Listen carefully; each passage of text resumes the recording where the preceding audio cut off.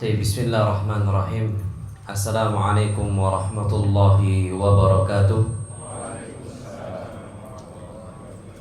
Alhamdulillah wassalatu wassalamu ala rasulillah. Hayyakumullah wa bayyakum wa saddadanillah wa iyyakum ala khairi wal huda mahiyina. Wa as'aluhu bimannihi wa karamihi yaj'alani wa iyyakum min ahlil ilmul qur'ani tadabbura wa fikha innahu ala kulli syai'in qadir wa bil ijabati jadir. Alhamdulillah, bapak-bapak dan ibu-ibu yang dirahmati oleh Allah Azza wa Jalla, Allah memberikan kita kesempatan untuk kembali kajian di Masjid Al-Muhajirin.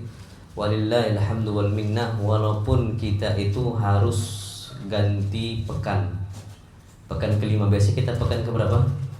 Ketiga, karena ada acara yang harus diikuti. Jadi ala kulli hal Allah masih memberi kesempatan kepada kita, masih bisa kajian di pekan kelima. Kita lanjutkan tentang masalah kehidupan seorang muslim sehari-hari. Kita lanjutkan di sini bagaimana kondisi jalannya orang yang beriman. Karena kita ini kondisinya seorang muslim, mau gak mau semuanya ada aturan. Jalannya orang yang beriman juga ada aturan. Syekh menyebutkan di sini yang pertama, as-sayru bittizanin wa tawadhu'in. Kita berjalan dalam kondisi normal, ideal saja. Dan jangan sampai kita tuh sombong. Tawadhu. Tawadhu, ingat artinya rendah hati, bukan rendah diri. Rendah diri itu hina. Ini sering anak sampaikan. Kenapa? Karena kalau rendah diri, menghinakan diri itu nggak boleh untuk manusia, tapi untuk Allah Subhanahu wa Ta'ala. Jangan sampai kita menghinakan diri kita untuk manusia, rukuknya, sujudnya, sungkemnya, enggak. Kita ini rendah hati, na'am. Rendah diri maka apa? Nggak boleh. Beliau katakan as-sayru bittizan. Jalanlah dengan kondisi normal. Jangan sampai pongah. Jangan sampai kita busungkan dada kita. Dan beliau katakan wa adamu tabakhtur fil misyah. Jangan sampai merasakan kesombongan ketika kita berjalan. Wa raf'ur ra's, dan bahkan kita mengangkat kepala kita. Ikhtiyalan, dalam kondisi sombong. Istilah kita di sekarang petantang petenteng. Ini ndak boleh. Kemudian wal i'radu bil wajh 'anil nas. Kita palingkan wajah kita dari manusia juga nggak boleh. Istikbaran, lagi-lagi juga karena sombong. Kita lihat, oh itu ada ikhwah fulan, kita apa? Pura-pura nggak nengok. Ini masalah, nggak boleh. Merasa apa? Sombong. Kenapa Allah Subhanahu wa Ta'ala berfirman wala tusa'ir khaddaka linnas. Jangan sekali-kali engkau palingkan wajah engkau dari manusia. Kita kasih pipi kita untuk mereka, itu nggak boleh, kata Allah. Kenapa? Itu bentuk kesombongan. Wala tamshi fil ardi maraha. Dan engkau jangan sampai jalan dengan gayanya orang-orang sombong. Di atas muka bumi Allah, di atas muka bumi Allah. Kalau kita mau sombong, buatlah jalan sendiri yang bukan dari ciptaan Allah. Ini tanah milik siapa? Allah Subhanahu wa Ta'ala. Milik Allah, segala kepemilikan langit dan bumi itu milik Allah Subhanahu wa Ta'ala. Kenapa? Innallaha la yuhibbu kulla mukhtalin fakhur. Allah Subhanahu wa Ta'ala itu tidak menyukai orang-orang yang dia itu mukhtal, sombong, fakhur, membanggakan diri dia. Sekarang itu bisa nampak dari kalau kita berjalan pakai kendaraan. Kita pakai kendaraan, seluruh para ulama mengatakan kalau kita jumpa sama kawan yang kita kenal, itu jangan sombong. Buka kaca, ucapkan apa? Salam. Nanti insya Allah akan Anda bahas secara khusus. Ini sekarang banyak orang-orang yang itu sombong. Apalagi kalau seandainya dia ini naik motor, digebernya pula itu motor. Ini wallah zalim. Ganggu orang. Yang kedua, dalam kondisi apa? Sombong. Dia geber motornya untuk apa? Membanggakan diri dia. Kalau memang suara knalpotnya bawaannya memang kenceng, oke lah. Ini enggak, diganti knalpotnya sama dia. Biar bisa apa? Geber. Nah ini zalim sekali, enggak boleh. Kita berjalan enggak kayak gitu. Antum tahu Masya Allah, pernah Umar ibn Khattab radhiyallahu ta'ala anhu itu menaklukkan Filistin, Baitul Maqdis. Akhirnya Baitul Maqdis ini kembali kepada pangkuannya kaum muslimin di zamannya Umar. Di saat itu Umar ibn Khattab radhiyallahu ta'ala anhu rakibah. Beliau ini sedang naik kendaraan, apa kudanya. Tapi ternyata barazana, Umar ibn Khattab itu mendahului kami, kata para sahabat Nabi kita Muhammad sallallahu alaihi wasallam. Jadi yang unggul itu siapa? Umar. Ketika unggul Umar ibn Khattab dengan kendaraannya, disitulah masuk kesombongan di dirinya siapa? Umar ibn Khattab. Langsung Umar pukul diri beliau dengan apa? Dengan kondisi pakaiannya, jadi pakai rida, beliau pakai selendang, beliau pukul. Beliau langsung turun dari kendaraannya. Beliau mengatakan, hamaltumuni ala syaitan. Kalian membawa saya di atas syaitan. Dan antum tahu arti kuda dalam bahasa Arab apa? Bahasa Arabnya kuda apa? Khail. Apa arti khail? Sombong, kesombongan. Karena betapa banyak orang-orang pakai atau menunggangi kuda, ujung-ujungnya apa? Sombong. Betapa banyak manusia-manusia zaman dahulu naik kuda akhirnya sombong. Orang-orang sombong bahasa Arabnya khuyala. Sedangkan kuda itu khail. Karena beberapa kasus kuda itu membuat orang jadi apa? Sombong, lalai dari Allah Azza wa Jalla. Sekarang zaman kita juga sama, nggak berubah konsep itu. Banyak manusia-manusia ini menjadi sombong karena kendaraan yang dia pakai. Arogan di jalan. Orang muslim nggak arogan, dia santun aja. Nah, jadi anak kuliah di sini kita kembali ke tema, kita harus berjalan dalam kondisi apa? Ittizan, normal saja sudah. Wajar sewajarnya. Jangan sampai hulu. Bahasa kita saat ini tuh lebay. Jalan tuh enggak usah apa? Hulu, berlebihan. Itu yang perlu kita ketahui. Kemudian yang kedua, jalannya orang beriman itu ghaddul basari. Menundukkan apa? Pandangan. Jangan sampai kita ini itlaqul basar. Kita lepas pandangan kita. Itu enggak boleh. Apa kata Syekh? Wa huwa amrun yashariku fihi ar-rijal wan nisa. Perintah Allah untuk menundukkan pandangan ini berlaku untuk laki-laki dan juga untuk wanita. Jadi ghaddul basar itu bukan cuman untuk laki-laki doang. Laki-laki dan apa? Wanita itu sama hukumnya, sama-sama diperintahkan untuk ghaddul basar di jalan. Dan ini sebagaimana yang Allah Subhanahu wa taala firmankan, kullil mu'minin. Katakanlah wahai Muhammad, lil mu'minin, untuk orang-orang yang beriman kepada Allah Azza wa Jal, yaghuddu min absarihim, mereka harus tundukkan pandangan-pandangan mereka, wa yahfadhu furujahum, dan menjaga kemaluan-kemaluan mereka, dzalika azka lahum, itu lebih suci bagi mereka ketika mereka tundukkan pandangan. Tapi antum tahu, Pak, perhatikan di sini, Allah Subhanahu wa taala dahulukan menundukkan pandangan, baru apa? Menjaga kemaluan. Karena memang zina itu, antum tahu zina, kita harus sadar yang namanya itlaqul basar. Kita angkat pandangan mata kita, kita nggak bisa tundukkan mata kita, itu jalan jendela menuju apa? Zina. Makanya disebutkan, anak kemarin bahas kajian ini di Marala tentang masalah tazkiyatun nafas. Bagaimana kita mensucikan jiwa kita. Syekh Abdul Razak itu membawa ucapan apa? Abu Hayyan. Beliau katakan yang namanya an-nadhar, pandangan mata kita yang nggak bisa ditundukkan, itu bariduz zina. Kurirnya apa? Zina. Jadi orang yang selalu tidak bisa menundukkan pandangan mata dia, nanti ujung-ujungnya dia akan apa? Zina. Syi'na am abaina. Mau tak mau, percayalah. Itu sudah menjadi kaidah. Makanya Allah Subhanahu wa taala tidak pernah mengatakan wala taznu, jangan kalian berzina, bukan itu ucapannya. Tapi apa? Wala taqrabu az-zina. Jangan dekati apa?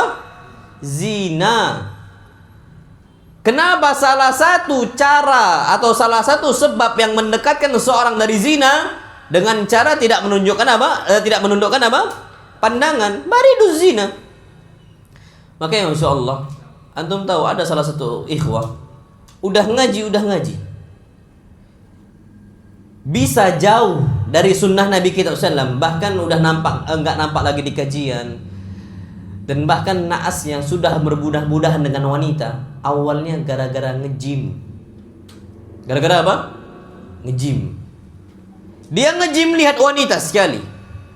Tapi siapa yang jamin pandangan mata ini itu bariduz zina, kurirnya apa? Zina, yang mau nggak mau ngantarkan dia kepada apa? Perzinaan. Dan naasnya orang ketika merasa pede, aman dan sebagainya, itu Allah akan uji. Terbukti akhirnya apa? Yang awalnya cuman sekedar lihat, kenalan. Dan antum tahu, cerita ini dia sendiri curhat ke ikhwan yang lain, itu sampai jatuh ke dalam posisi zina. Bariduz zina.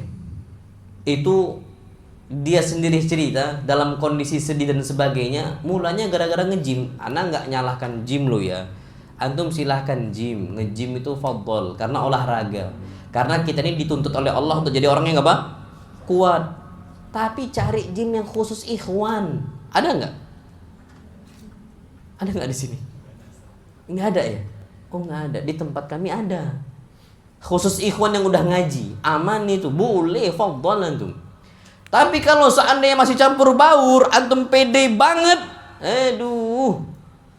atas bawah pun kena gitu. Antum mau ghadul basar gimana di gym kayak gitu campur baur? Nengok bawah nampak betis paha, nengok atas nampak dada, nampak kepala semua. Siapa yang jamin? Nah, orang muslim itu, makanya Masya Allah, antum jangan jatuhkan diri kita ke dalam sebuah tempat yang kita itu tuttaham. Tempat itu kalau kita masuki, maka apa? Terancam kehormatan diri kita. Jangan paksakan. Kita juga nggak nge-gym hidup kok. Antum tinggal beli barbel di rumah, beres semuanya. Karena memang kita nih kondisi bariduz zina tadi, kurirnya zina, itu banyak diremehkan. Dan antum tahu Masya Allah, Abu Hayyan yang ana sampaikan ucapan tadi, bahwasanya kita nggak bisa menundukkan pandangan itulah bariduz zina, kurirnya zina. Itu beliau dari Andalusia, Al-Andalusia. Jadi Abu Hayyan Al-Andalusi. Nah, Abu Hayyan Al-Andalusi di sini, antum tahu, Spanyol dulu ini negara muslim. Banyak kaum muslimin. Al-Qurtubi itu dari Cordoba. Cordoba. Ibn Hazm Al-Andalusi. Itu semua mereka dari Andalusia. Kenapa sekarang ini justru kaum muslimin di sana sulit sekali kita dapati? Jawabannya, awal kehancuran Andalusia sebabnya dikarenakan wanita. Dan sejarah mencatat itu. Bagaimana tentang masalah ghadul basar ini, mau nggak mau kita dituntut oleh Allah Azza wa Jalla. Makanya apa kata Allah? Dzalika azka lahum. Kalau kita bisa ghadul basar, itu lebih suci bagi kita. Jiwa kita lebih bersih. Innallaha khabirum bima yasna'un. Sesungguhnya Allah Azza wa Jalla itu maha mengetahui atas apa yang diperbuat oleh hamba-hambanya. Taib, ayat setelahnya apa kata Allah? Surat An-Nur ayat 31 setelahnya. Wa kullil mu'minat, wahai Muhammad, kata Allah sallallahu alaihi wasallam. Katakanlah untuk orang-orang beriman, wanita-wanita yang beriman, yaghdudna min absarihinna, hendaknya mereka tundukkan pandangan-pandangan mata mereka.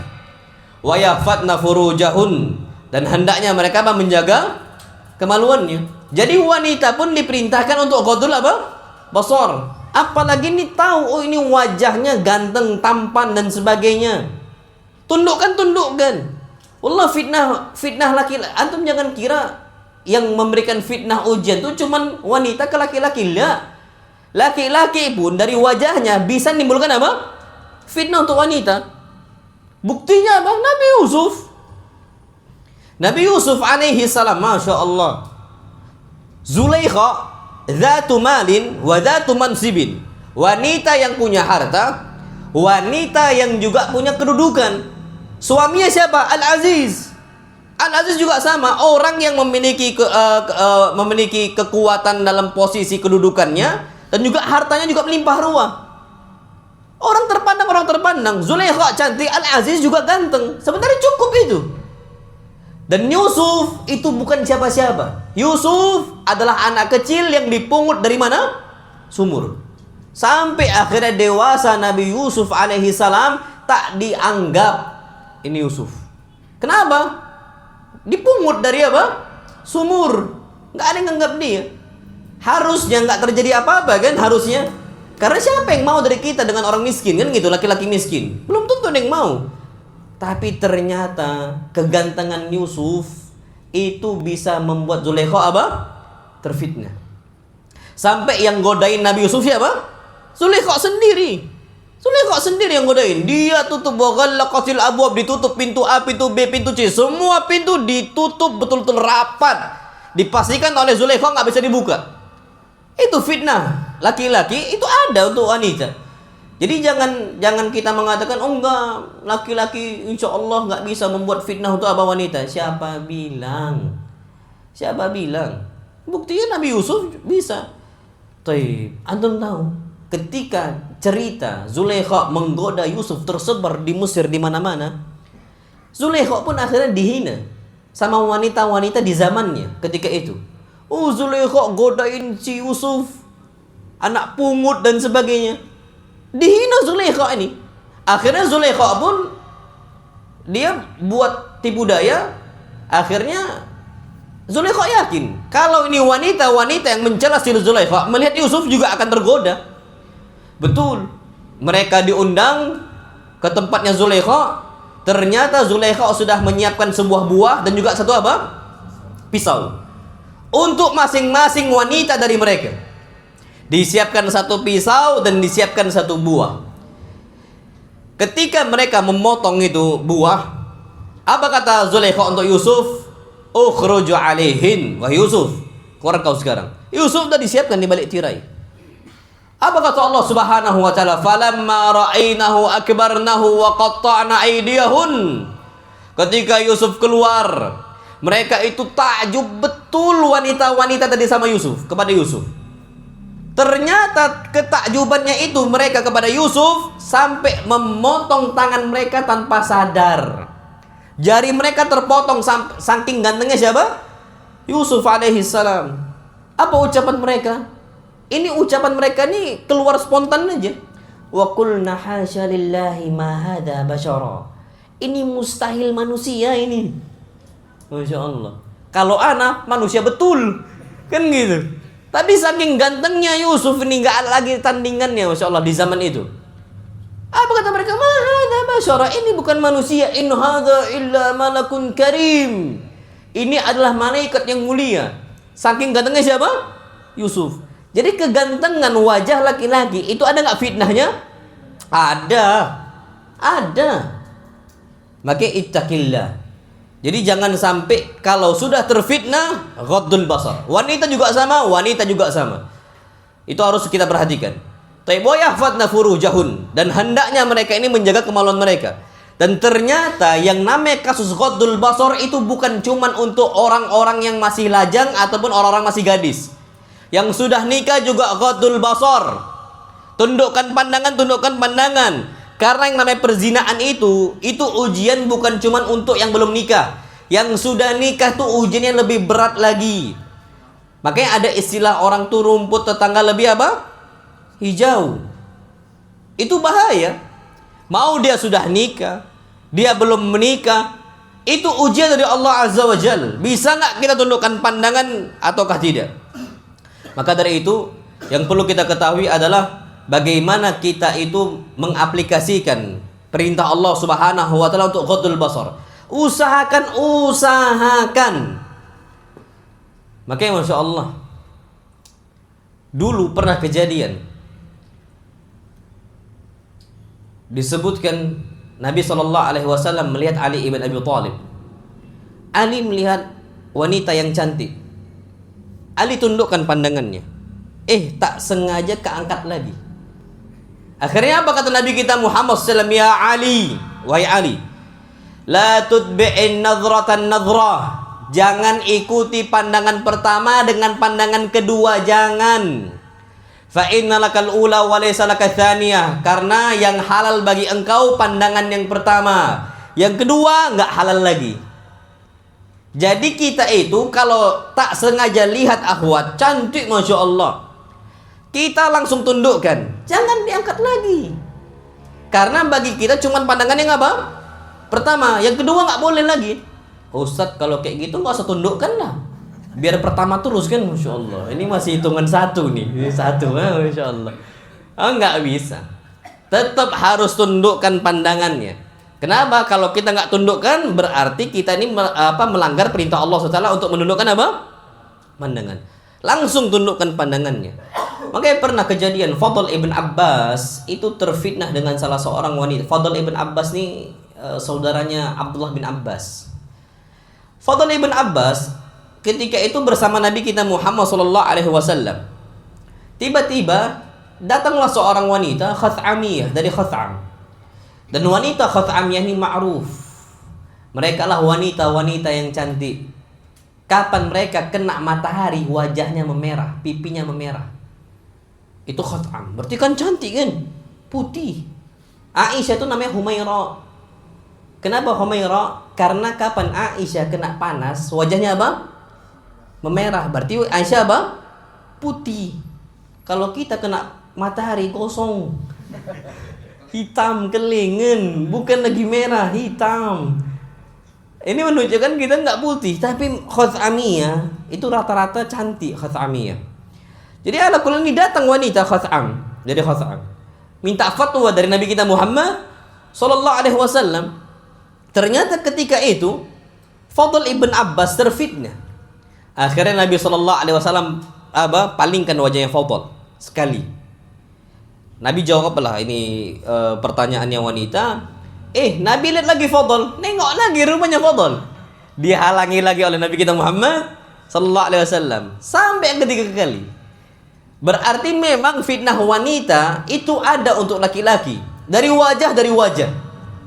Begitu pula laki-laki itu bisa wanita-wanita terfitnah sebagaimana kasus Nabi Yusuf alaihi salam.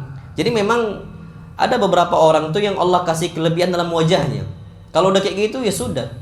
Kita harus sadar bahwa saya jangan jadikan diri kita sebagai fitnah untuk lawan jenis.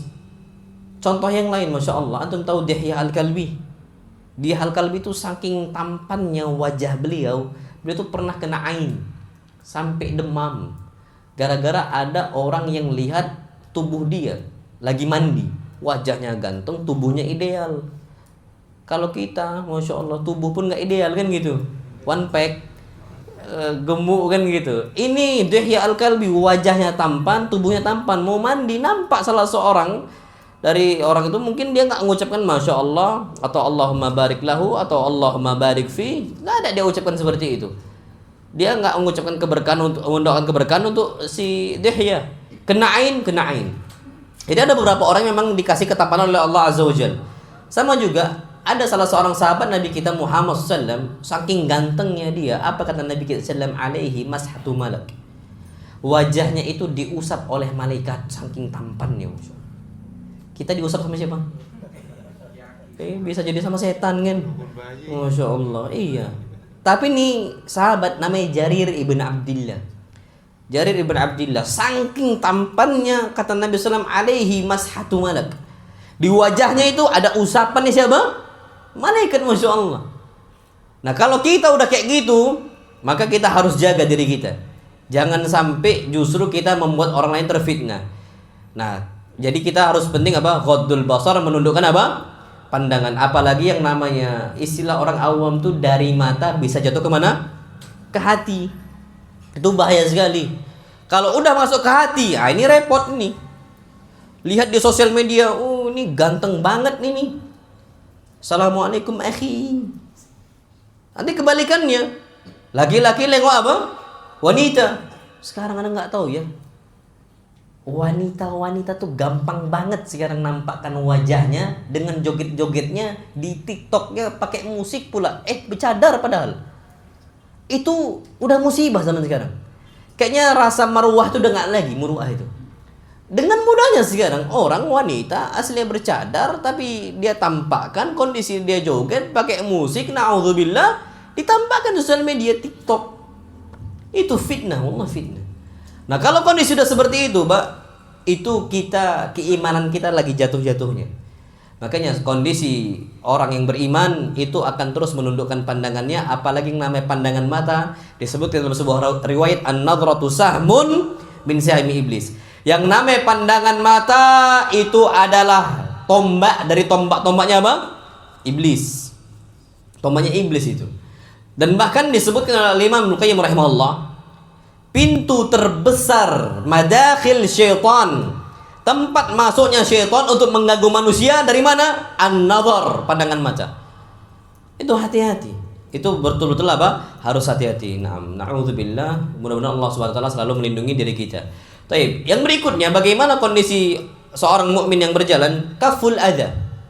Dia itu tidak mengganggu orang lain di jalan. Disebutkan di sini wadzalika bi'adami ramil ausakh. Kondisi orang beriman kapan berjalan, dia tidak mengotori atau membuang sampah di jalan. Sekarang orang gampang banget naik mobil, dia makan, sampahnya buka kaca, dibuang sama dia. Itu bukan contoh orang yang beriman. Sampah di mana-mana sekarang di pinggir jalan. Ana na'udzubillah, ya miris sekali dengan kondisi umat Islam saat ini. Harusnya umat Islam itu simbolnya kebersihan. Bahkan Nabi mengatakan at-tuhuru syatrul iman, kesucian itu setengah dari apa? Iman. Itu hadis Nabi, at-tuhur, yang namanya kesucian, syatrul iman, separuh dari apa? Iman. Tapi entah kenapa saat ini negara yang kotor kebanyakan negara apa? Muslim, yang masyarakatnya mayoritas Muslim. Na'udzubillah. Antum berangkat ke Eropa, nyari sampah susah untuk antum ketemu. Mereka ini bukan orang-orang yang Muslim dan bahkan nggak ngerti agama Islam. Kenapa mereka lebih bersih, lebih menjaga kebersihan, dan juga mereka ini lebih disiplin dengan kondisi hidup mereka dan sebagainya. Harusnya umat Islam, itu kata beliau, wa fadalatil at'imah, bahkan sisa-sisa makanan itu harusnya nggak boleh dibuang gitu aja, kata beliau. Fi tariqin nas, yang mana itu di jalannya manusia. Jangan sampai.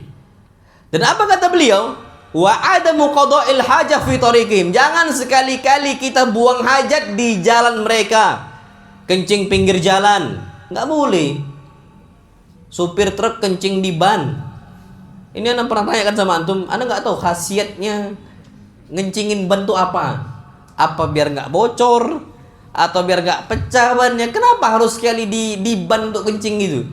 Kenapa cari masjid lah harusnya kan? Kan bisa nyari masjid, nyari apa dan sebagainya. Anda sampai bingung.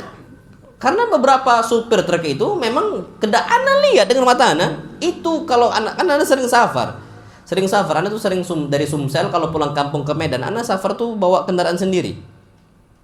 Anda sering sekali di jalan lintas lah, itu lihat supir itu ngencengin apa? Ban. Apa khasiat Anda nggak tahu? Kalau apa memang ada khasiatnya biar nggak pecah ban? Enggak kan? Kenapa maksa kali? Kenapa harusnya cari jalan dan sebagainya? Itu justru mengotori. Makanya kadang-kadang kita tuh kalau udah stop di sebuah tempat yang banyak kendaraan besar, biasanya bau pesing gitu, bau aja, nah gimana gitu. Jadi ala kulli hal antum harus perhatikan jangan sampai mengotori mereka. Kaful adza, jaga kondisi untuk tidak mengganggu manusia. Dan ini ana udah sampaikan kalau nggak salah pada beberapa pertemuan yang lalu, ada satu hadis ini nggak disebutkan di sini. Tapi Nabi kita Muhammad SAW mengatakan apa? Ittaqullaha ini. Hati-hati kalian dari dua perbuatan yang terlaknat oleh Allah Azza wa Jalla. Apa kata beliau? Tadi buang hajat di jalannya manusia atau tempat apa teduhnya manusia au fi dhillim. Itu nggak boleh sama sekali. Namullahu ta'ala alam wa alam. Kemudian yang berikutnya, bagaimana kondisi jalannya orang beriman? izalatul adza an tariqin nas. Kita kalau menjumpai ada yang mengganggu di jalannya manusia, kita hindarkan, kita jauhi. Antum nampak batu nih, pinggirkan. Antum nampak ranting, pinggirkan. Pahala-pahala di situ, masya Allah. Nah, ini kebalikannya. Masyarakat kita tuh kadang-kadang justru mengganggu jalan manusia. Taruh tong gede banget di jalan itu, tong apa tong ya yang warna biru itu, apa yang kaleng besi, drum, masya Allah, drum besi. Abi ana dulu pernah malam-malam safar, waktu itu safar ke Medan, itu qadarullah nabrak drum itu malam-malam, nabrak drum. Makanya anak sampaikan itu tuh zalim. Oh, ini ada acara tengah malam, kok ada acara? Kalau seandainya udah selesai acara, pindahkan. Itu pun kalau ada acara ditutup kayak gitu, zalim nggak itu? Zalim. Bahkan sekarang walimah itu, walimah nikah itu saking zalimnya ditutup jalan. Harusnya kita kan hindarin loh. Ini malah justru apa? Ditutup. Itu zalim. Itu haknya manusia, bukan hak kita. Jalan ini milik siapa? Milik umum atau milik pribadi? Umum. Itu hakun nas. Betapa banyak orang-orang gak bisa masuk rumah sakit gara-gara apa? Ditutup jalan. Banyak kasusnya, banyak, masya Allah. Bahkan terakhir ana lihat ada satu video kakek-kakek naik motor, dikeplak balanya, betul dikeplak balanya. Kakek ini pakai sarung, pakai koko, pakai peci, masya Allah, dikeplak balanya karena ngelewatin jalan yang ditutup karena lagi ada acara. Kakek ini mungkin butuh sholat, atau dia ada kebutuhan hajat yang lain, pakai peci. Wallah, udahlah, satu nggak hormat sama orang tua, yang kedua itu haknya dia, hak umum itu, bukan hak pribadi. Antum tanyakan jalan tuh milik siapa? Kalau ternyata itu hak umum, bukan jalan antum, bukan tanah kita tutup, antum akan ditanyakan oleh Allah Azza wa Jalla. Antum ngambil hak yang bukan hak antum. Zalim, jangan dibiasakan kayak gitu. Antum berangkat ke Eropa, kalau antum jumpai walimah nikah semisal nutup jalan, hebat gitu, nggak akan jumpa. Kenapa? Mereka tahu disiplin.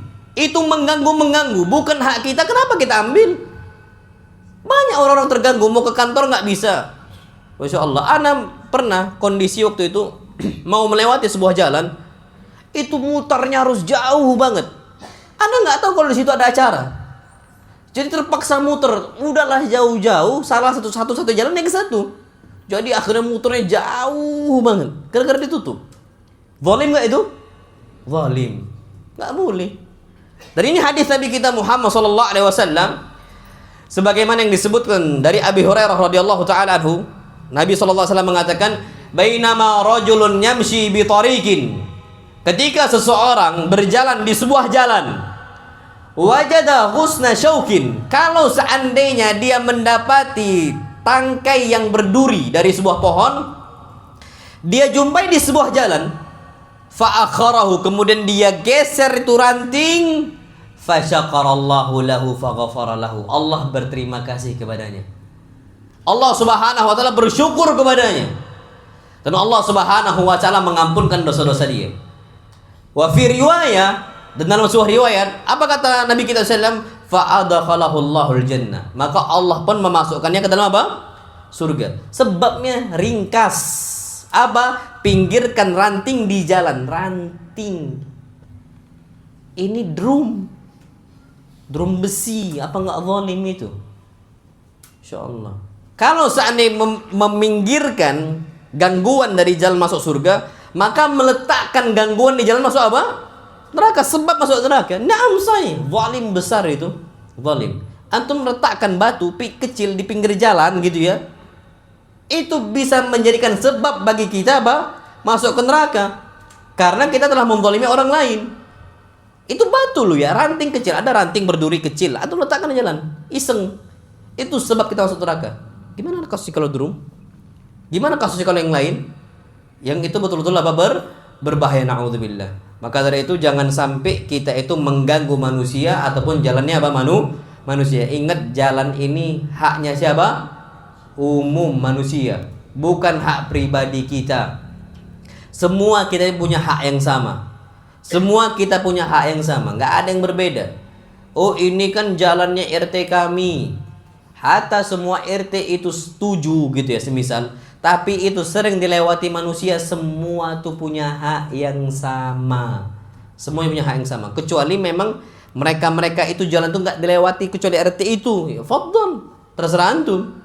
Tapi kalau ternyata itu memang sah oleh negara kita, memang jalan umum, jangan sekali-kali masuk di situ. Insyaallah. Itu yang perlu kita ketahui. Baik, kemudian bagaimana jalannya orang yang beriman juga disebut ke sini raddus salami ala man ta'rif wa man la ta'rif. Kita harus menjawab salam dan kita juga harus mengucapkan salam untuk orang yang kita kenal ataupun kita nggak kenal. Dan ini sebagaimana yang disebutkan oleh Nabi kita Muhammad sallallahu alaihi wasallam, khamsun tajibu lil muslim ala akhi. Ada 5 perkara, dalam riwayat 6 perkara yang wajib ditunaikan oleh orang muslim untuk saudaranya. Salah satunya apa? Raddus salam, menjawab apa? Salam. Tapi termasuk kebaikan seorang muslim yang dia harusnya praktekkan itu dia sering-sering mengucapkan salam, baik dia kenal ataupun nggak kenal. Dan ternyata shadaqa Rasulullah sallallahu alaihi wasallam. Rasul itu jujur. Rasul nggak pernah berdusta. Apa kata Nabi kita Muhammad sallallahu alaihi wasallam termasuk tanda hari kiamat apa? Hari kiamat mau muncul. Kita ini assalamu alal ma'rifah. Kita mengucapkan salam khusus untuk yang kita kenal. Oh ini ikhwan ini, baru mengucapkan salam. Kalau enggak kan gitu kan. Ana pun jatuh ke dalam kasus ini. Kenapa? Karena di zaman kita tuh berat sekali. Berat sekali. Antum salam ke orang yang enggak antum kenal, nanti dibilang sok dekat, sok kenal, sok dekat. SK SD. Padahal kita mau jalankan syariat Nabi. Siapa ini sok kenal gitu kan. Terus gimana? Sekarang minimal kita tuh mengucapkan salam untuk ikhwan yang kita nggak kenal dia, tapi tampilannya berjenggot, tampilannya apa cingkrang. Misal kita tahu nih orang ngaji, insya Allah tahu syariat itu, ucapkan salam. Di pasar kita nggak tahu di sini siapa. Oh ini berjenggot, ini berpeci, apalagi yang kurang kan gitu. Insya Allah dia tahu hukum, ucapkannya salam. Assalamualaikum sudah. Kalau untuk orang awam itu mungkin akan dibilang sok kenal gitu kan, sok dekat, siapa dia nih gitu kan gitu. Tapi minimal coba jaga untuk ikhwah. Atau nggak tahu dia siapa nama saya, tapi di jalan ucapkan assalamualaikum, ucapkan aja, itu nggak ada masalah sama sekali. Itu yang perlu kita ketahui. Wallahu a'lam bishawab. Kemudian azan belum ya di HP udah bunyi azan. Jam berapa nih? Oh 2 menit lagi. Yang berikutnya yang perlu kita ketahui, al-amru bil ma'ruf wan nahi 'anil munkar. Di jalan kita biasakan amar ma'ruf nahi munkar. Kalau kita melihat sebuah kemungkaran, ingatkan. Jangan sampai kita itu akhirnya enggak usah nafsi. Udahlah masing-masing aja. Enggak aman kita nanti. Kita tahu sebuah kemungkaran, ingkari. Nanti nyesalnya kita kalau kemungkaran itu sudah dianggap wajar di situ, sudah habis. Antum tahu kenapa sekarang marak sekali pacaran? Dulu tabu. Orang gandengan malam dengan pacarnya itu tabu sekali zaman dulu. Sekarang biasa banget. Kenapa? Karena mulai jarang orang nahi mungkar. Zaman dulu malam-malam keluar bawa wanita yang bukan mahramnya, keluar jalan tabu sekali. Zaman kita sekarang dianggap apa? Biasa. Kenapa? Karena mengingkari kemungkar itu udah mulai jarang. Ana pernah kejadian di Bukit Tinggi di Sumatera Barat. Di Bukit apa? Tinggi. Ana baru nikah. Ana nikah di Riau Pangkalan Kerinci. Abah Ana sama Umi Ana bawa Ana ke Bukit Tinggi sekalian jalan-jalan di sana. Antum tahu lah orang baru nikah gimana? Nempel terus. Perangko kita ini udah nggak bisa dia apa? Dilepas, nempel terus. Di malam itu di samping jam gadang itu ada tempat duduk.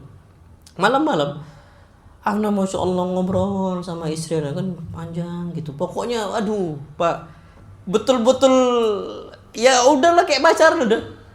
Datang Pak, kayak macam seragam Ana nggak tahu Satpol PP kayaknya. Datang itu diingatkan pacaran. Enggak Pak, ini istri Ana bilang. Ini istri saya. Istri? Iya istri saya. Qadarullah kebetulan waktu itu Ana enggak pakai jubah, pakai jaket. Gitu, pakai jaket. Ini istri. Mana buku nikahnya? Balik dulu Ana di hotel buku nikah. Ana bilang Ana enggak bawa apa-apa. Ana bilang. Yakin. Tapi kalau itu diterapkan di kita, insya Allah aman. Gak akan ada yang jalan bawa pacarnya di malam hari. Sekarang biasa banget sudah. Kenapa? Karena nahi mungkar mati sekarang. Lo bapaknya aja gak bisa larang anaknya. Anaknya diambil orang. Pria yang dia gak ada sama sekali hubungan nasab, bukan kerabatnya, bukan mahramnya. Bapaknya cuma melongo dibawa sama laki-laki lain. Bapaknya gak bisa ngingkari sekarang. Saking membawa lawan jenis saat ini itu dianggap wajar.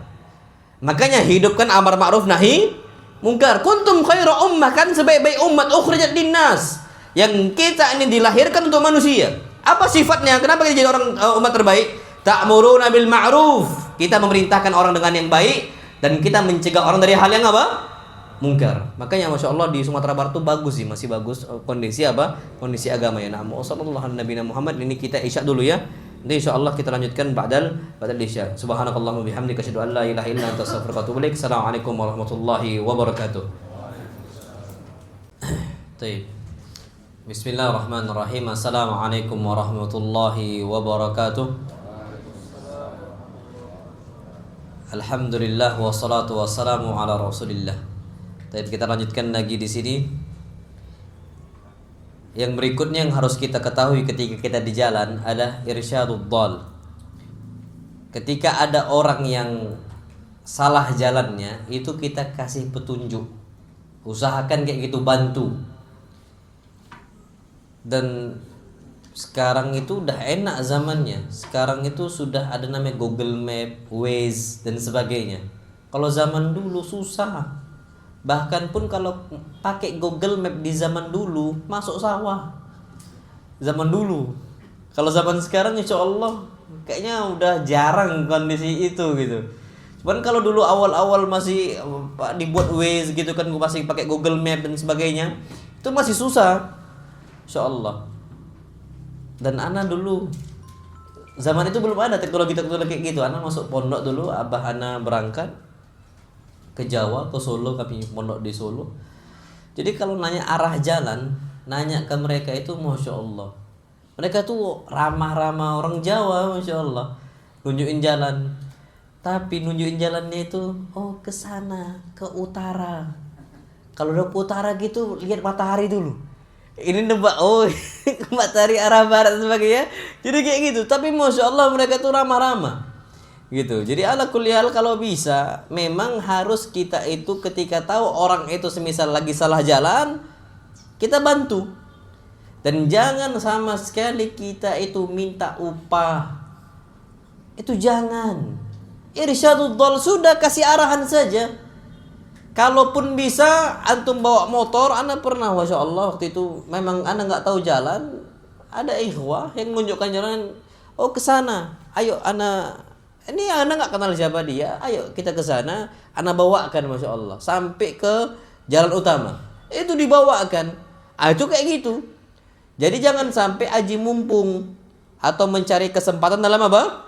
Kesempitan. Orang lagi susah, bantu gitu. Jadi syadud dhal. Dan bahkan disebutkan dalam sebuah hadis Nabi kita Muhammad SAW mengatakan, man yassara ala mu'sirin, barang siapa yang dia itu membantu atau memudahkan orang yang sedang kesulitan, yassarallahu lahu fid dunya wal akhirah. Allah akan mudahkan untuknya di dunia dan juga di mana? Akhirat. Allah gampangkan urusan dia. Jadi ala kulli yang pertama irsyadud dhal. Kemudian beliau katakan juga bahwa musa'adatul muhtaj, dan kita membantu orang-orang yang sedang dalam kondisi butuh. Kalau dia ini di jalan lagi butuh, apapun bentuk kebutuhannya, bantu dia. Bantu dia. Dan Masya Allah, kalau sekarang ini kita di jalan saat ini, itu biasanya komunitas-komunitas itu kuat. Komunitas mobil tertentu gitu ya. Anggaplah gak usah jauh-jauh, mobil Panther itu komunitasnya termasuk orang-orang solid juga gitu. Karena Ana bukan punya kendaraan Panther, enggak. Tapi Ana tuh punya kawan, ikhwah. Dia beliau ngomong, Kami Ustaz, kalau seandainya kondisi pecah ban, Anda tinggal ngumumkan aja, itu mereka itu ada aja yang bantu gerak, Masya Allah. Itu ajib itu. Harusnya kita tuh solid kayak gitu. Dan ternyata mereka ini dikuatkan karena komunitas apa? Panther. Harusnya komunitas muslim lebih kuat. Kita bantu dia bukan karena panternya, karena dia muslimnya gitu. Bantu dia. Wa musa'aratul muhtaj. Dan ana tuh pernah waktu itu, ana karena sering banget ana safar. Tengah malam itu nyampe di jalan utama tapi sepi gitu. Zaman dulu tuh masih rawan begal tuh masih rawan begal. Apalagi di tempat kami Sumatera Selatan, jangan tanya dulu tuh. Itu rawan banget pokoknya. Jadi ana waktu itu masih ingat mau lewat jalur barat, mau ke Medan, jalur barat waktu itu dari tempat kami itu harus mau nggak mau lewatin apa jalur pagar alam dan seterusnya. Jadi lewatnya jalur barat. Itu disampaikan jangan malam lewat situ. Ini kami bingung nih. Terus gimana? Udah malam dan sebagainya. Kondisinya sudah. Anda tuh waktu itu memang nanya gitu kan, Abah Ana nanya, ini betul nggak jalannya kok sepi banget gitu? Ya memang sepi, jalur barat tuh sepi kalau udah malam waktu itu. Kok sepi banget, betul nggak jalan? Betul. Tapi sarannya sama dia jangan lanjutkan. Takutnya ada apa? Begal. Zaman dulu rame lah begal itu. Terus Kak Abiana bingung. Walillahil hamdu wal minnah, ditawarkan nginap di rumah beliau, Masya Allah. Itu musa'adatul muhtaj. Antum kalau ada kondisi orang butuh, bantu.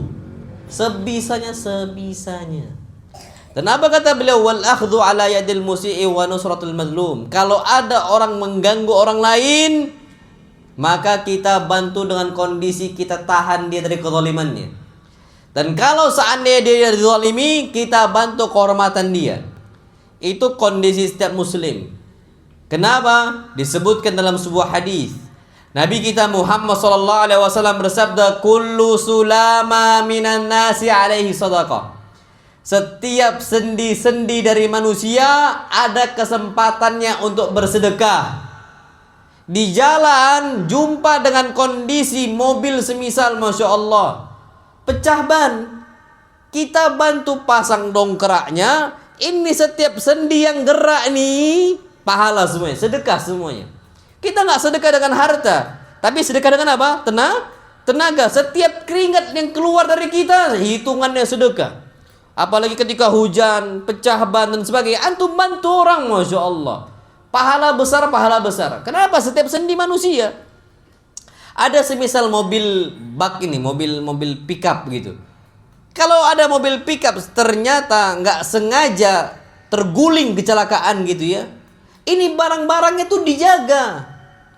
Bawa semangka, buah semangka jatuh nggak sengaja, bukan malah dimaling, dirampok, dijarah, bukan. Tapi justru bantu dia. Setiap kita ngangkat barang-barang dia nih, Masya Allah, kita balikkan lagi mobilnya, kita angkat barang-barang dia, setiap itu pula dihitung apa? Sedekah. Gerakan sendi saja. Dan berapa total sendi manusia? Berapa? Banyak banget kan, Masya Allah. Banyak. Ini jari, ini sendi, ini semua sendi.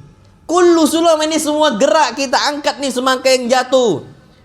Atau semisal kita lihat motor, orang bawa semisal apa barang gitu ya, jatuh nih, kita gerak kaki kita yang kita langkahkan, itu semua dihitung pahala. Kita bantu angkatkan, semua pahala.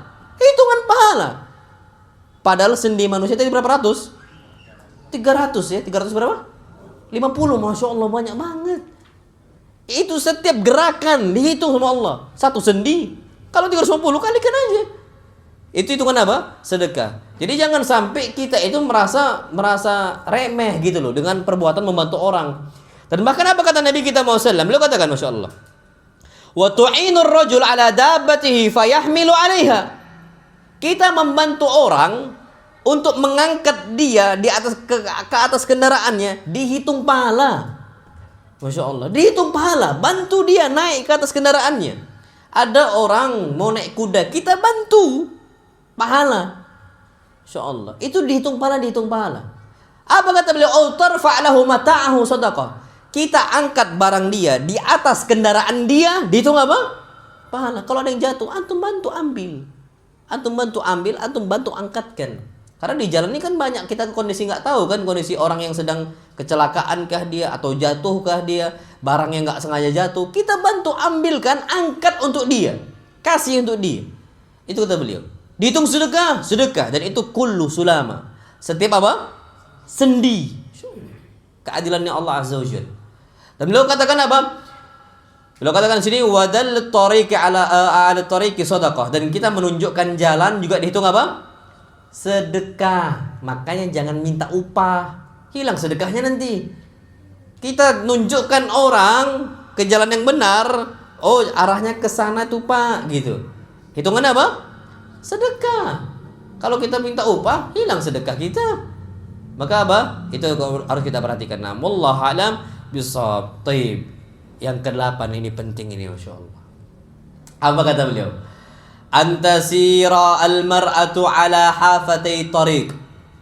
Kalau wanita berjalan di sebuah jalan, maka wanita jalannya itu di pinggir jalan, di ujung jalan, di sisi jalan, itu tempatnya wanita, bukan di tengah jalan.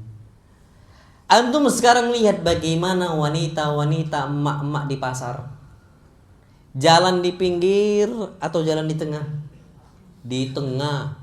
Bahkan emak-emak ini berani ngomong, minggir mas, katanya. Saya mau jalan. Masya Allah. Sekarang yang nguasain pasar siapa? Wanita emak-emak. Dan ini terjadi di zaman Nabi kita Muhammad SAW. Disebutkan ra'an Nabi SAW ikhtilatar rijali bin nisa. Nabi melihat di zaman itu laki-laki bercampur baur di sebuah jalan bersama wanita. Faqala lin nisa, maka Nabi langsung mengatakan untuk para wanita, istakhirna, kalian tuh minggir, bukan di pinggir jalan, bukan di tengah jalan. Istakhirna, fa innahu laisa lakunna an tahquqna tariq. Sesungguhnya tidak ada hak bagi kalian untuk jalan di tengah jalan.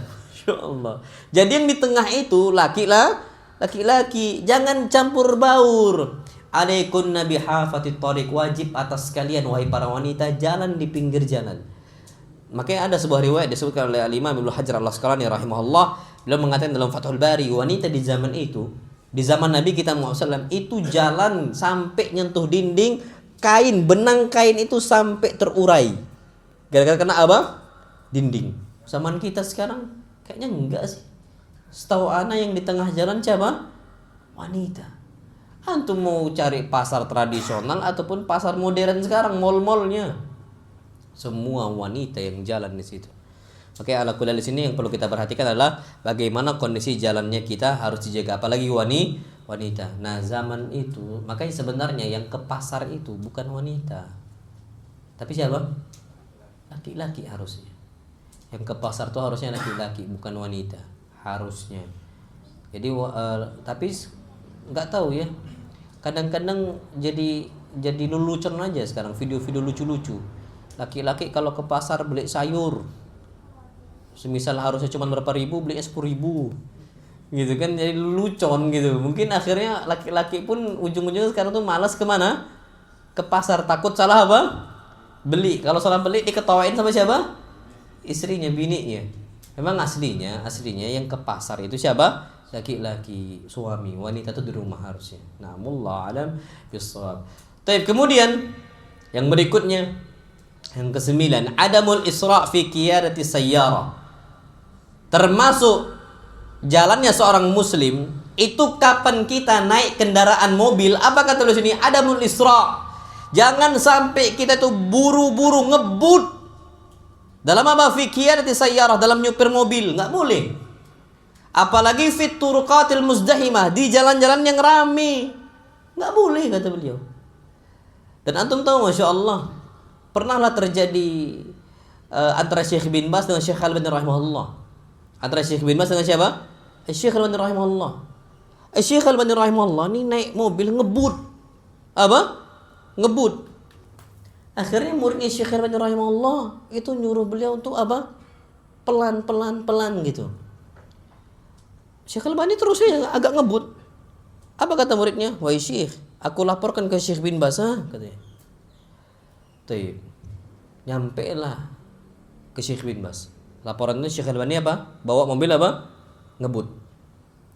Apa kata Syekh bin Baz? Akhirnya Syekh bin Baz keluarkan fatwa, tidak boleh ngebut dalam kondisi nyupir apa? Mobil. Disampaikan lagi fatwa Syekh bin Baz ke Syekh Albani. Apa kata Syekh Albani? Itu fatwa orang yang tidak bisa lihat jalan, katanya. Karena Syekh bin Baz apa? Buta, tak bisa bawa mobil. Masya Allah. Tapi ini canda. Ketawa lah muridnya itu, Masya Allah. Apa kata muridnya? Aku laporkan lagi ini kepada Syekh bin Baz, katanya. Masya Allah. Tapi tarahum bainahuma itu, mereka tuh saling menyayangi itu kuat sekali. Tapi ala kulli hal, memang Syekh bin Baz itu betul, tidak boleh apa? Ngebut. Apa kata Syekh bin Baz? Apa Syekh Albani? Itu fatwa orang yang nggak pernah apa? Nyupir mobil, yang nggak bisa lihat jalan. Itu kata beliau. Karena Syekh bin Baz sama kondisi apa? Buta. Ini bukan mencela Syekh bin Baz, bukan. Tapi ini canda yang masih dalam koridor apa yang dihalalkan oleh Allah Subhanahu wa taala. Tapi memang betul. Jangan sampai kita tuh ngebut. Nggak boleh, ada isra. Sesekali usahakan jangan ngebut, udah. Normal aja. Fikir saya dalam menyupir apa? Mobil, resiko itu tinggi, berat. Tinggi sekali resiko kalau ngebut, itu tinggi. Ana pernah ngisi kajian beberapa waktu yang lalu di Duri, di Riau. Jadi ikhwan ini sebelum ana pulang, ikhwan ini nanya, Ustaz, ini spontan aja. Jadi ketika itu besok ana berangkat subuh, besok pagi ana berangkat. Jadi ana tuh jadwal ke bandara, jadwal pesawat tuh siang. Dari Duri ke Pekanbaru itu butuh perjalanan sekitar 2 jam gitu, sekitar 2 jam. Jadi ikhwah ini nanya, Ustaz, boleh nggak kita nih di jalan itu melebihi batas kecepatan yang sudah ditulis di jalan? Ana bilang nggak boleh lah, karena kita harus taat kepada apa? Pemerintah. Sami'na wa ta'na. Oh, tertulis itu Ustaz 80 Ustaz. Jadi nggak boleh lebih dari itu. Nggak boleh, harus sami'na wa ta'na. Ana bilang karena pemerintah sudah menetapkan berapa kilometer per jam, 80 kilometer per jam. Ana bilang nggak boleh. Tapi besoknya beliau yang bawa nih mobil. Betul, Pak. Tidak lebih dari 80. Betul-betul 80 km nih ikhwan ini bawa. Masya Allah. Taati. Ana tidur.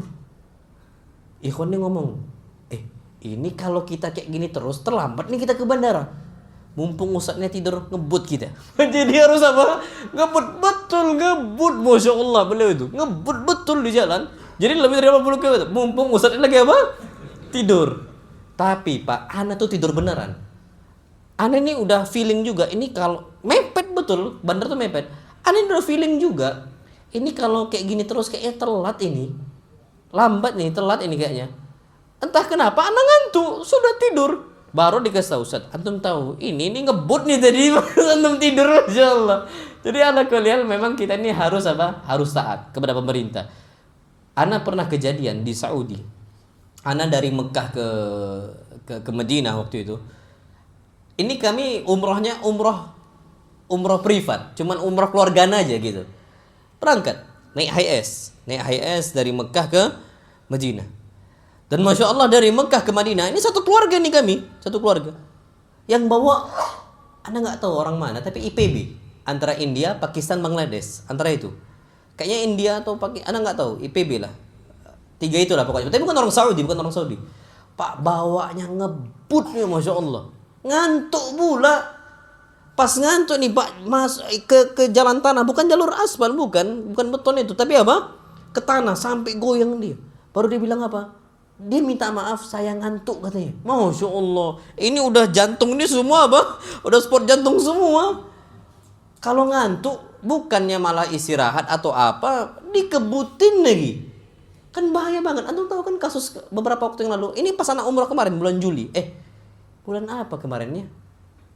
Iya bulan Juli. Bulan Juli kemarin yang meninggal, yang bus Indonesia kecelakaan kan? Itu ana dari Medina, itu lewat berpas-pasan. Kecelakaan tuh kami lihat gitu. Kecelakaan di jalan itu kami lihat. Rupanya itu bus Indonesia. Kalau nggak salah bulan Juli kalau nggak salah kemarin tuh. Anda lagi umrah juga waktu itu. Qadarullah wa syaa fa'al. Jadi ala kulli hal memang kondisi kalau udah ngebut kemungkinan untuk selamatnya tuh sedikit. Resikonya tinggi. Jadi usahakan jangan sampai ada yang ngebut, apalagi naik motor. Naik motor nggak pakai helm ngebut pula. Ada yang pakai helm aja nggak diklik helm itu. Bahaya nggak itu? Bahaya. Apa kata Allah SWT? Wala tulqu biaidikum ila tahlukah. Jangan campakkan diri kita kepada kebinasaan. Kalau bahaya, ya sudah, hindari. Berarti kalau pakai helm betul-betul pastikan. Insyaallah betul-betul harus dipastikan. Itu yang perlu kita ketahui. Kemudian apa kata beliau? Wa ifsahut tariqi linnas. Kalau bisa yang namanya jalan itu kita harus lapangkan untuk orang-orang lewat. Jangan disempitkan, jangan diganggu dengan kondisi apapun. Wa i'ta'uhum fursatan lil murur, dan kasihlah mereka tuh kesempatan untuk lewat. Fa kullu hada minat ta'awuni 'alal bir. Maka semua yang saya sebutkan ini kata beliau termasuk tolong menolong di atas kebaikan. Sedangkan Allah berfirman wa ta'awanu 'alal birri wat taqwa. Tolong menolonglah kalian di atas kebaikan dan juga ketakwaan. Itu harus kita perhatikan. Wallahu a'lam bissawab. Baik, kemudian yang perlu kita perhatikan tentang masalah salam secara khusus, insyaallah subhanahu wa ta'ala ana akan bahas insyaallah pada pertemuan berikutnya, karena ini tentang masalah salam itu ada sekitar 16 poin tentang masalah salam, dan insyaallah subhanahu wa ta'ala ana akan bahas pada pertemuan berikutnya, karena banyak sekali manusia-manusia ini yang lalai. Umat Islam itu lalai dalam urusan salam. Di jalan tuh banyak orang nggak peduli lagi dengan salam ketika di jalan. Insyaallah ada 16 poin ini akan ana bahas pada pertemuan berikutnya. Ini yang dapat ana sampaikan. Ada tanya jawab nggak? Tafadhol. 5 menit lagi kita nih. Kalau ada tanya, Pak, tafadhol. Silakan. Waalaikumsalam warahmatullahi wabarakatuh. Berkaitan apa, Pak? Oh, nomor 3 nah. Aina.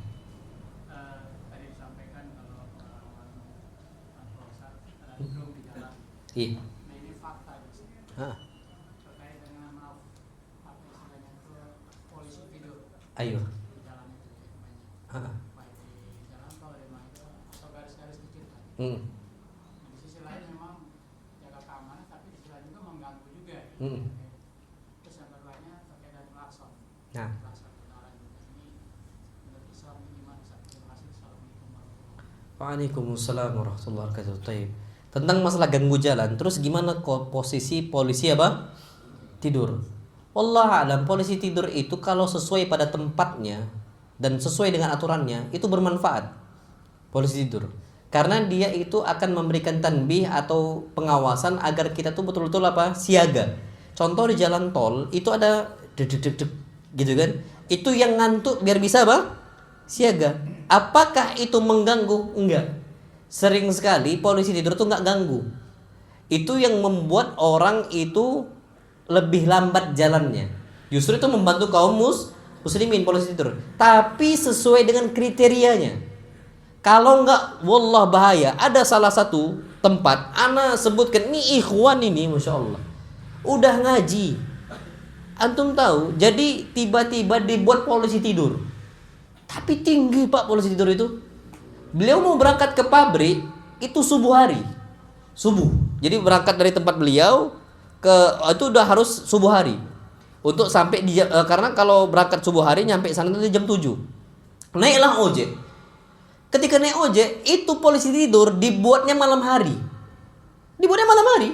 Insya Allah. Tapi tinggi polisi tidur itu. Ojek ini ngebut, bawa rupanya ada polisi tidur baru. Melayang motornya. Antum tahu beliau tidak pakai helm, meninggal rahimahullah. Itu polisi tidur kan berlebihan kan? Harusnya kalau baru kasih tanda-tanda. Terus juga biasanya itu nggak tinggi banget, ada kriteria, ada kan peraturan untuk buat polisi tidur. Setahu anak ada, lebarnya sekian, tingginya juga sekian, itu ada aturannya. Nah ketika tinggi betul dan itu baru melayang, Pak, meninggal. Insyaallah. Makanya itu bahaya. Jadi ala kuliah di sini polisi tidur itu kalau seandainya sesuai dengan aturannya dan disosialisasikan, itu insyaallah bukan malah mengganggu, tapi malah apa? Menjaga. Itu dibuat polisi tidur itu karena di jalan itu tuh termasuk sepi. Ketika sepi itu akhirnya dibuat anak-anak muda di situ, ketika itu dibuat apa? Balapan liar. Makanya akhirnya masyarakat itu pun inisiatif buat polisi apa? Tidur. Ternyata ya masyarakat dibuat dengan kondisi yang apa? Tinggi. Malam pula dibuatnya. Qadarullah wa syafa'an. Insyaallah. Tukang ojeknya selamat. Mungkin karena pakai helm kali. Beliaunya nggak pakai helm. Sudah. Rahimahullah. Jadi setahu ana seperti itu. Polisi tidur tuh banyak manfaatnya. Justru mudaratnya kayaknya kecil banget gitu. Kecil sekali mudarat dari polisi apa? Tidur. Terus gimana dengan klakson? Nah, ini juga sama. Klakson ini kita butuh untuk klakson. Dan manfaatnya banyak. Kapan dia itu memadaratkan? Ketika dipakai di luar dari ketentuannya. Makanya di jalan itu biasanya kalau kita ada lewat masjid, itu di pinggir jalan tuh ada tanda atau ada apa namanya marka jalan untuk menandakan bahwa saya jangan nyalakan apa? Klakson. Itu ada biasanya. Kenapa? Kalau kita pencet klakson itu ganggu orang. Nah, klakson kalau digunakan untuk kita itu pada aturannya insya Allah aman. Tapi kalau saatnya di luar itu, aduh, bising banget, itu zalim. Kalau di luar dari apa? Kebutuhannya. Contoh di India, Masya Allah, di India itu semua klakson. Makanya antum tahu kalau antum berangkat umroh, banyak klakson nyala, itu bukan orang Saudi yang bawa. Orang apa? India. Kebiasaan mereka itu, jadi suara klakson tuh murah banget. Belum apa-apa klakson. Nah ini ganggu. Dan antum tahu Medan, kota Medan. Masya Allah, ana dari Medan, Pak. Ana lahir di Medan. Di Medan tuh klakson semua. Semua klakson. Lampu merah masih menyala, belum hijau. Ana nih plat BG. Plat BG nih ya ana nih pendatang patuh. Plat merah kami plat BG itu lampu masih merah, di klakson di belakang. Disuruh maju, gimana maju? Masih lampu apa? Merah. Rupanya di sana tuh kebiasaan. Pokoknya merah tak merah maju. Mau hijau dia, mau merah dia, mau kuning maju. Bahkan lampu merah pun ini antum tahu kan yang namanya apa? Zebra cross itu orang jalan. Isinya bukan manusia, motor. Di situ mereka semua berhenti. Bahkan lampunya itu mereka lampaui, lewat dari situ. Ini kan zalim, enggak boleh. Dan bahkan kita yang berhenti itu diklaksonin. Nah, ini bentuk kezaliman. Tapi kalau disesuaikan dengan pada tempatnya itu bagus. Makanya disebutkan yang namanya kezaliman itu wad'u syai'i fi ghairi mawdi'ihi, meletakkan sesuatu bukan pada apa? Tempatnya. Tapi kalau kita letakkan sesuatu hal pada tempatnya, itu bermanfaat. Sesuai kadarnya bermanfaat, sesuai aturannya bermanfaat. Jadi untuk klakson itu setahu ana jelas bermanfaat kalau seandainya digunakan pada apa? Tempatnya. Polisi tidur juga sama. Wallahu a'lam besok jadi seperti itu, Pak. Jam 8-nya. Tapi insyaallah kita stop sampai sini dan kita mudah-mudahan insyaallah pada bulan depan di pekan ketiga insyaallah, Pak. Kita kembali lagi dengan kajian ini tentang masalah salam insyaallah. Tapi wasallallahu nabiyana Muhammad, yang benar datang dari Allah Subhanahu wa taala dan yang salah datang dari anak pribadi syaitan, dan ana berlindung dari kesalahan tersebut. Subhanakallahumma bihamdika asyhadu an la ilaha illa anta astaghfiruka wa atubu ilaik. Assalamualaikum warahmatullahi wabarakatuh.